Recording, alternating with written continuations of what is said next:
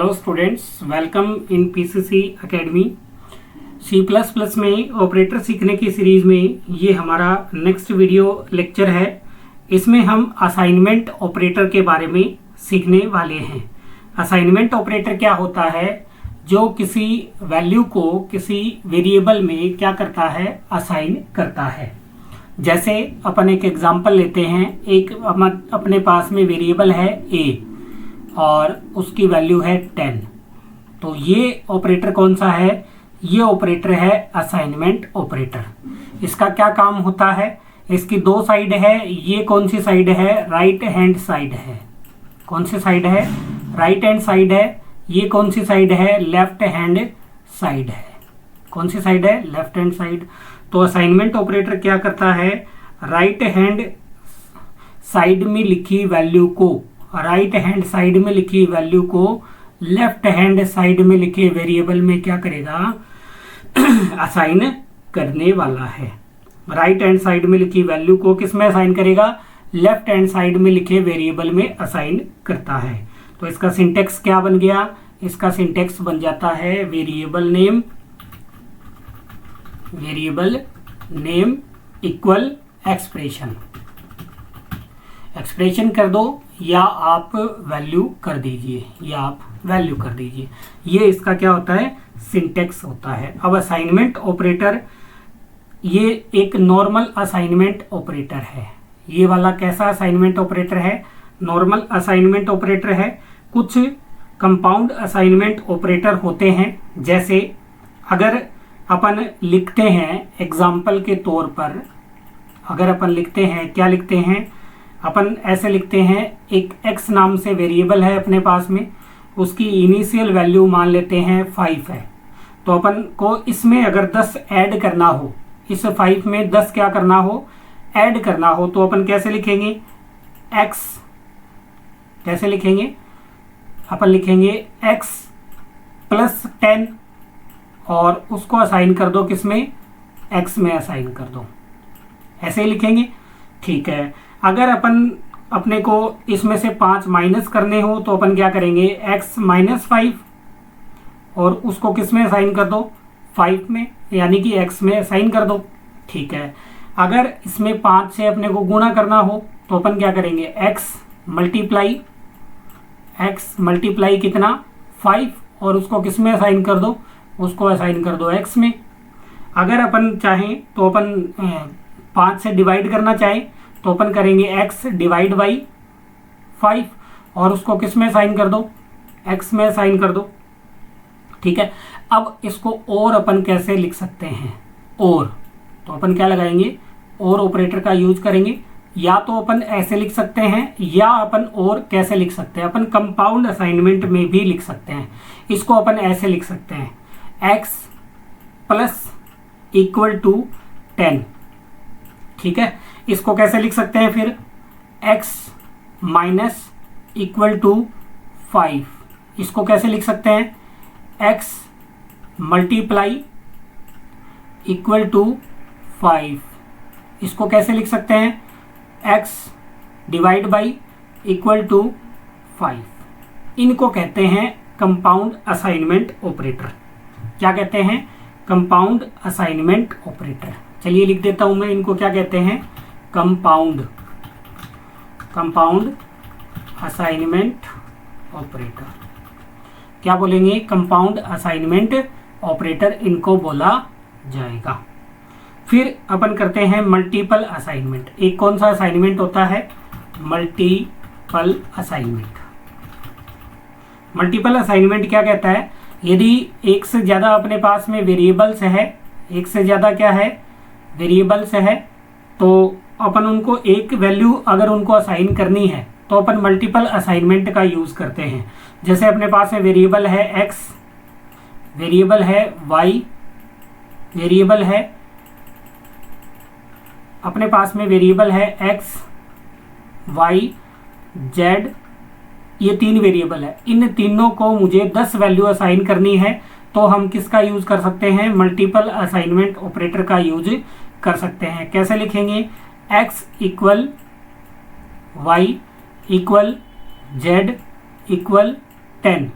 तो ये 10 किसको असाइन होगी, जेड को, जेड की वैल्यू किसको असाइन हो जाएगी, वाई को, वाई की वैल्यू किसको असाइन हो जाएगी, एक्स को असाइन हो जाएगी। तो तीनों को वैल्यू कितनी असाइन हो जाएगी, तीनों को वैल्यू असाइन हो जाएगी अपनी कितनी, 10। ठीक है, अब देखिए अब इन दोनों में क्या डिफरेंस है, इसमें और इसमें क्या डिफरेंस है।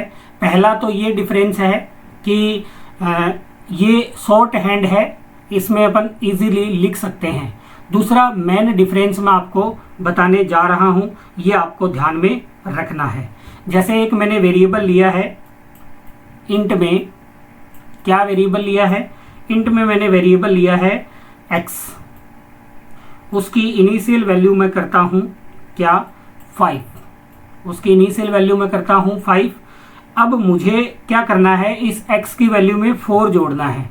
तो मैं नॉर्मल वे में कैसे लिखूंगा, x प्लस 4, और किस में असाइन कर दूंगा, वापस x में असाइन कर दूंगा। ये नॉर्मल वे है अपना, ठीक है। और अगर शॉर्ट हैंड में मैं अगर लिखूंगा तो मैं क्या लिखूंगा, x plus 4, x plus equal क्या लिख दूंगा, 4। ठीक है, अब इसमें एक तो ये है कि इसमें ये फास्टली वर्क करता है, इससे ये जो कंपाउंड वाला है ये फास्टली वर्क करता है। और एक अंतर है, जैसे x की वैल्यू कितनी है, 5 है, मैं एक एक्सप्रेशन लिखता हूँ, x में मैं गुणा कर देता हूँ कितने से, 3 से, x को मैं गुणा कर देता हूँ किससे, 3 से गुणा कर देता हूँ, और प्लस कर देता हूँ कितना, 4। ठीक है, और वापस उसको किस में असाइन कर देता हूँ, x के अंदर असाइन कर देता हूँ। एक तो मैंने ये लिखा। अगर इसको अपन कंपाउंड में लिखना चाहे तो कैसे लिखेंगे, x multiply equal to 3 plus 4। अभी मैंने बताया कि ये दोनों एक ही जैसे हैं, बिल्कुल एक जैसे नहीं है। इसका रिजल्ट बिल्कुल अलग आने वाला है। अगर आपको ऑपरेटर की प्रेसिडेंस आती है तो आप बिल्कुल से कर पाएंगे। यहाँ अगर अपन देखें तो ऑपरेटर कितने हैं, एक असाइनमेंट ऑपरेटर है, एक मल्टीप्लिकेशन ऑपरेटर है, एक प्लस ऑपरेटर है। कितने ऑपरेटर हैं, 3 ऑपरेटर है। यहाँ ये पूरा एक ही ऑपरेटर है, ये वाला सेक्शन कितने ऑपरेटर हैं, एक ही ऑपरेटर है। ये हो गया 2 ऑपरेटर। तो इसको सॉल्व करते हैं। पहले सबसे ज़्यादा प्रायोरिटी होती है आपकी मल्टीप्लिकेशन की, तो पहले ये सॉल्व होगा। x इक्वल, x की वैल्यू कितनी है, 5 मल्टीप्लाई 3 कितना हो गया, 5 मल्टीप्लाई 3 प्लस 4, ऐसे बनेगी इक्वेशन। वापस करते हैं, x 5 मल्टीप्लाई 3 15 प्लस में ऐड करना आपको कितना, 4। फिर करता हूं मैं, x इक्वल 15 और 4 कितने हो गए, 19। तो इसका आउटपुट क्या है आपका, 19 आया। यहाँ देखते हैं ये ऑपरेटर है और ये ऑपरेटर है। तो पहले ये ऑपरेटर सॉल्व होगा, असाइनमेंट की प्रायोरिटी कम होती है। तो अपन लिख सकते हैं x multiply equal to 3 plus 4 क्या हो गया, 7 हो गया। ठीक है, अब ये क्या होगा, अब ये लिखा हुआ है x बराबर x मल्टीप्लाई 7, यही लिखा हुआ है बिल्कुल। तो x बराबर, x की वैल्यू कितनी है, 5 है, मल्टीप्लाई किससे करेंगे, 7 से करेंगे। x की नई वैल्यू क्या आ जाएगी, 35 आ जाएगी।